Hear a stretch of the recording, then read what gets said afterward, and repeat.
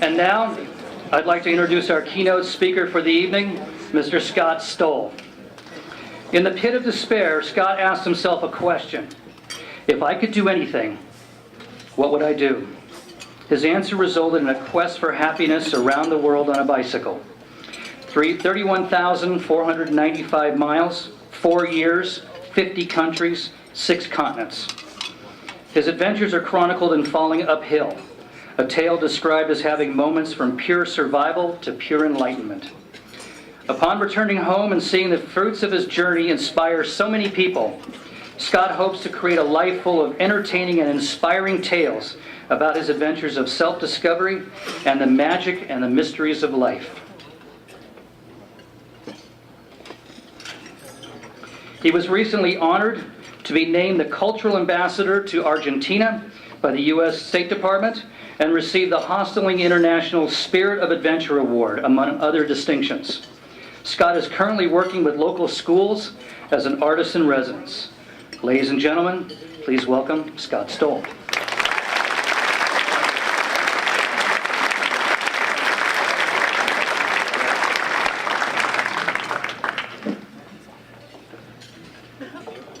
Thank you for having me. It's a real honor to be here. And wow, congratulations to all the Eagle Scouts. That's a really big achievement. I feel like I have to say I was a Boy Scout and I dropped out. I feel really bad right now. I wish I had that honor. I mean, I can tell you that those honors are really going to help distinguish your futures. And I'd also like to say a quick thanks to I realized, like, sitting here that I didn't have the support that you guys had. So maybe my troop leaders didn't really let me know some of the opportunities available to me. To start with, we're going to show a quick movie just to give you an overview of what I've done, and then I've got a carefully prepared speech that I'd like to give. So.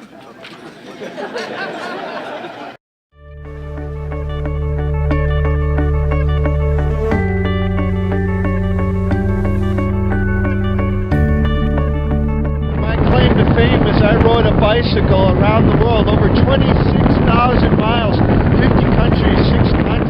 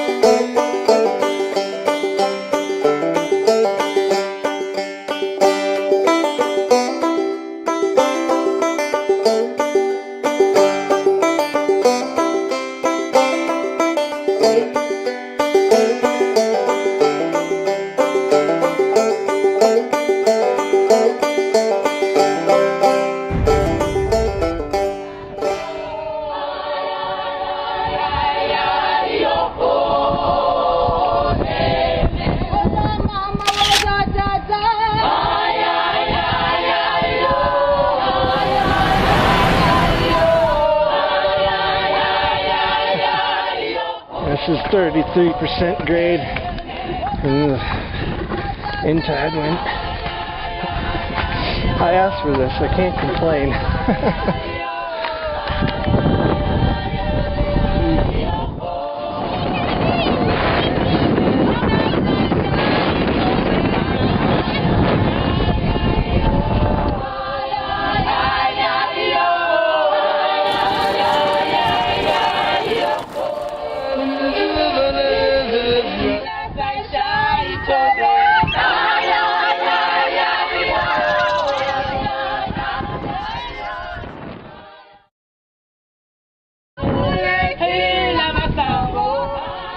I could do that, I could do anything.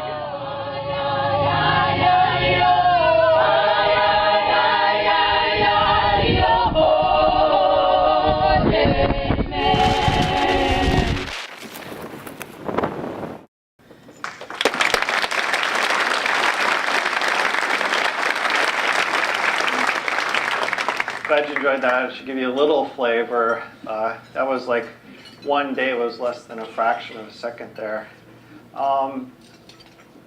So by now you're probably wondering, one really important question, and that is, how did I ride my bicycle across the oceans? I've already been asked it numerous times. And the answer is, I just put extra air in my tires. Okay. As I mentioned, I was in the Scouts for like at least 5 years, and I quit. And that regret is one of the things that led me to take my trip. And compounding with all these other regrets that I had, that I felt like I wasn't living my life. So tonight, I invite you to join my journey in the form of a story. I believe my story is a metaphor for everyone's journey through life, and my goal tonight is to kindle the spirit of adventure in everyone here, and to literally, by the end of the night, we all, I hope, to be taking the next step on our own adventure. So I'll begin by answering one of the most popular questions I've been asked, and you're probably wondering this one too: why did I ride my bicycle around the world? Long ago, my whole life had backfired. Friday, the day before New Year's Eve, I lost my job. Don't come back next year, my boss said, which was Monday. And so I got home and I realized my roommate told me that he had eloped and he was leaving me stuck with rent money and moving out that very same week. And my girlfriend broke up with me all that same time. And I remember thinking, this is not how I imagined my life turning out. And to be cliche, I felt like I was robbed of the American dream. I realized I've been running the rat race to accumulate all the cultural symbols of success advertised by television, considered cool by friends, inherited from parents, imposed upon by society. I was indoctrinated in a belief system that wasn't my own, an illusion of what I thought my friends thought that they wanted me to be. In other words, imagine everything that upsets you. Now, imagine that maybe it's not true. A lie you had been telling yourself because you're afraid that if you don't do it, you won't be loved. Depressed, disillusioned, full of angst, I had nowhere left to hide. I thought, what if I only have one chance, one life? I don't want to be that guy lying on his deathbed with regrets and what ifs. So back then, feeling that I wasn't living my own life and that I had nothing left to lose, I wondered, if I could do anything, what would I do? Anything at all. If I wasn't afraid, if money wasn't an object, if people's opinions didn't matter, if women would still love me, what would I do? That last one was maybe my biggest hurdle. I rolled through this thought, listening to all my dreams and everything I imagined possible and impossible. After hours lost in my imagination, feeling life was meaningless, the impossible answer popped into my head. Like with an explosion of tingles. In retrospect, it was like a moment of enlightenment. Can anybody relate? Has anybody had like an aha moment like this? You raise your hands? I can't really see. A few of you. I'd reckon more of you have had these moments of enlightenment than you give yourself credit for. Just as a side note, I met a Buddha once, and I asked him how many times, I had a moment of enlightenment. He said, well, all the time. The problem is you only notice maybe 4 times that you were actually enlightened. So that just sounds just like me. So the answer was, well, why not ride a bicycle around the world? Why not experience life for myself? Why not find the answer? If there's rhyme or reason to the universe, why would it be a secret? Why not find happiness? This idea grew out of control. It was like a virus. I often say, my trip took me for a ride. Sometimes I was like, please give me up. I quit 1,000 times probably. Anyways, what resulted is a quest around the world on a bicycle. 4 years, 50 countries, 6 continents, not including planes, trains, automobiles, donkeys, and once I swam across a crocodile-infested river, but that's another story. I vowed to find the meaning of life or die trying, and I came close. And yeah, which one you're wondering, right? I thought if I had a purpose, I could be happy. My quest wasn't easy. For years, I struggled to survive. I was robbed, mugged, run over, suspected of terrorism, accused of espionage, held hostage, nearly trampled by an elephant twice, stung by a scorpion, infected with salmonella poisoning, stranded in the mud, heartbroken again and again, injured, exhausted. I nearly died a dozen times, and I don't think that's an exaggeration. And I quit many times more. My goal was to experience everything the world had to offer. So I did a pretty good job, don't you think? And I even spent thank you. I even spent a day in prison in Zimbabwe, which is a great story now, but not when you're in prison. And nobody even knew what country I was in. Ironically, I discovered it was the misadventures that really forged my character, like nearly dying of dehydration, and realizing everything I owned was worth just one glass of water, and that if I had one wish, it would be to tell the people that I loved, or goodbye. As I continued comparing myself to other cultures, I came to understand my belief system didn't work anymore. And that was possible, if not desirable, to live with a totally different concept of reality. As I relaxed, I began to experience the beauty of the world and its people, especially the kindness of strangers who would often give me their last morsel of food or run barefoot through the jungles just to say hello. Somewhere in India, I stopped looking for the answer, as if there's one big answer that would solve all my problems. And I learned somehow to cherish the never-ending mysteries of life and self as they unfolded. Enjoy the moment, I suppose, is the cliche, right? I grew more courageous to explore the inner frontier, and I began to wonder such things as, what if life is meaningless like a blank canvas, waiting for an artist? What if finding happiness isn't as important as accepting sadness? What if there's no such thing as making a mistake as much as making an accidental discovery? I mean, I never ever woke up and said, today I'm going to make a mistake. Never. So I don't know if anybody here has. What if you don't need to fear fear itself? But what if it's a friend protecting and guiding me? What if my fear was teaching me to look in the opposite direction for my dream? What if negativity had a loophole and I could use it to my advantage? I use my stubbornness and anger every day to pedal my bicycle. Some people say stubbornness isn't a good quality. To me, it was. What if I could doubt my doubt? Why not try to succeed at failing? Why not fall up the hills of life? You like that last one, huh? I recommend that. I do. I recommend making a mistake or failing. People say don't fail or don't quit. They don't know what they're talking about. I say quit and try something else and fail at that one too. What if my reward isn't the physical achievement of cycling around the world, but the emotional sense of accomplishment? I concluded that life isn't a matter of pleasure versus pain, but a matter of appreciating the whole palette of emotions, finding the middle path, artistically dancing on the edge of the unknown, and discovering new mysteries. Up until that point, I had been thinking there was one absolute answer, and if I could find it, I would just be okay. I didn't realize that life requires you to create it. Like all of you Eagle Scouts, the projects you created and bring to fruition.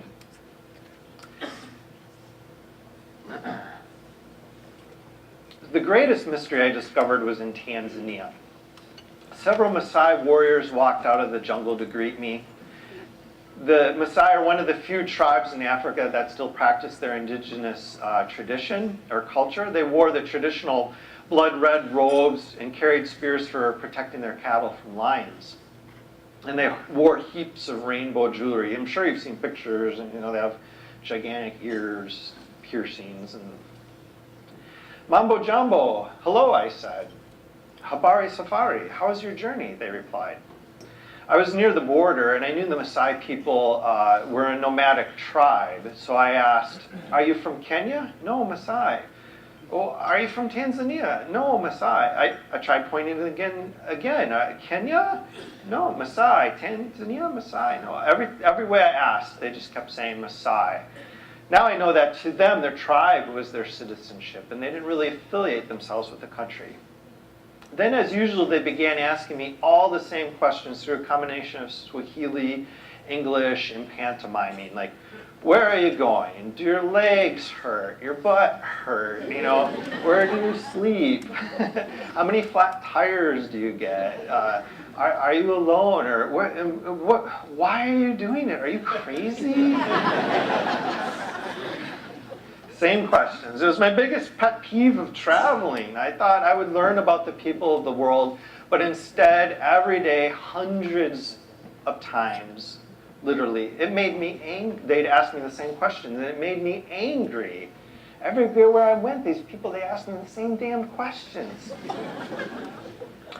But suddenly this time, this is years later, so I had to gather a good sampling of data here. And I wondered how these men, like other Maasai that I had met, who hadn't been to school, they couldn't read, they probably have never seen a television or traveled further than the next village.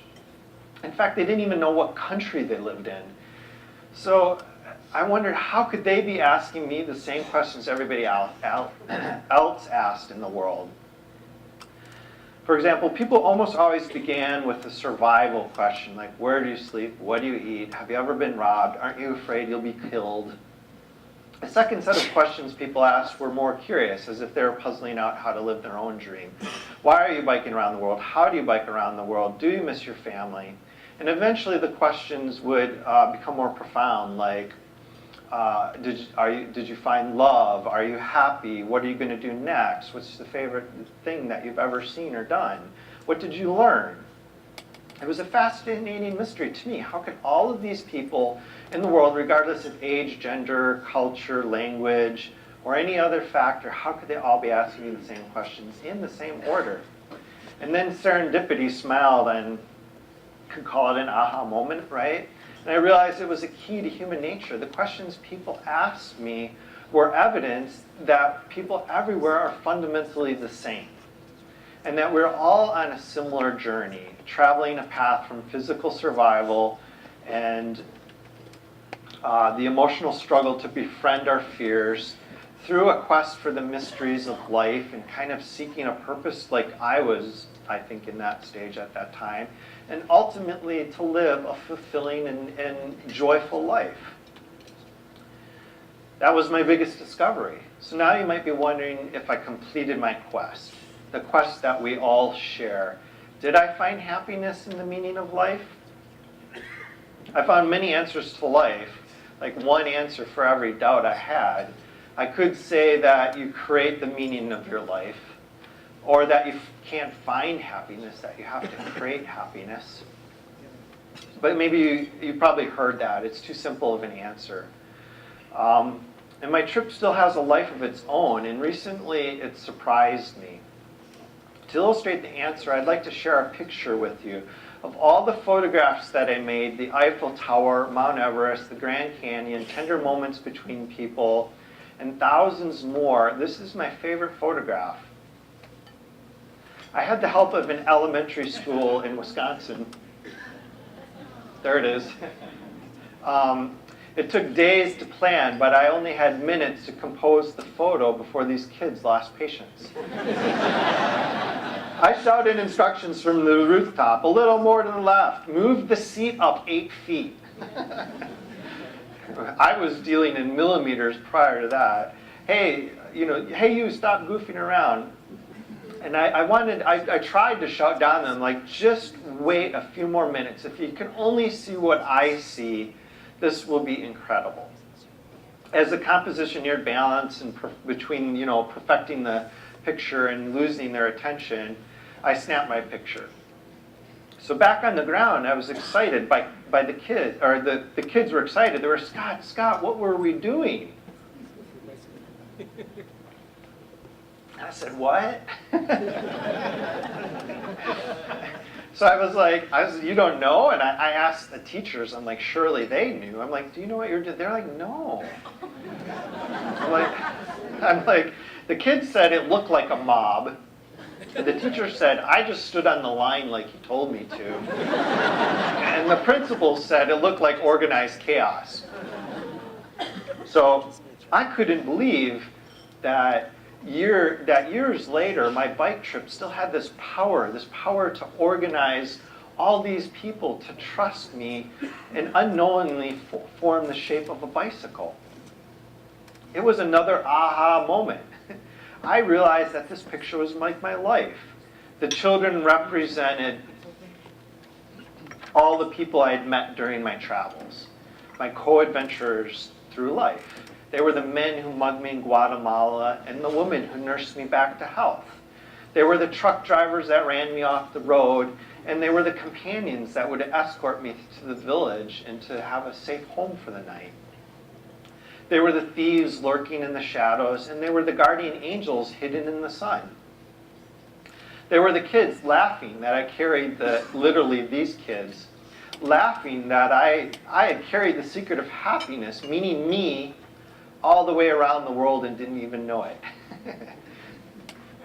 I told them that, the secret was inside of themselves, so they got a laugh that I didn't know that.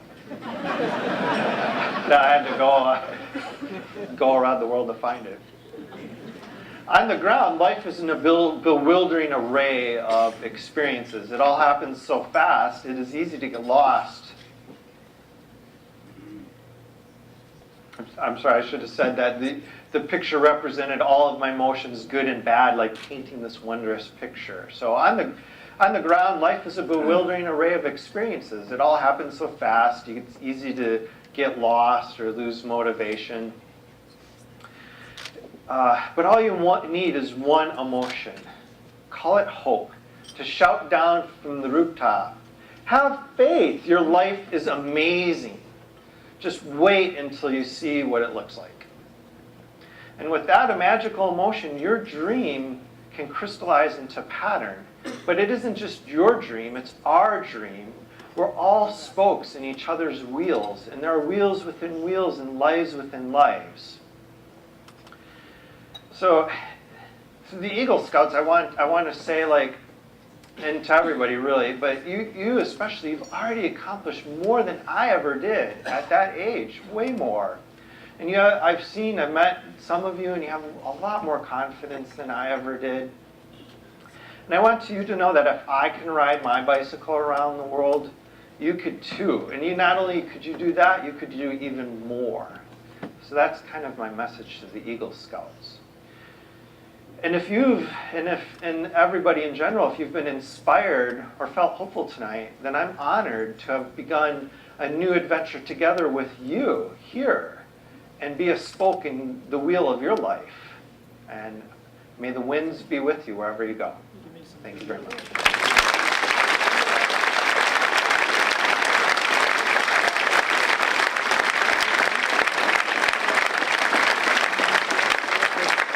I'll be outside for more questions later if you'd like to meet me. Thank you. Thanks, Scott, and thanks for giving us what I think was one of those moments of enlightenment. That aha. Let's give him one more hand, please.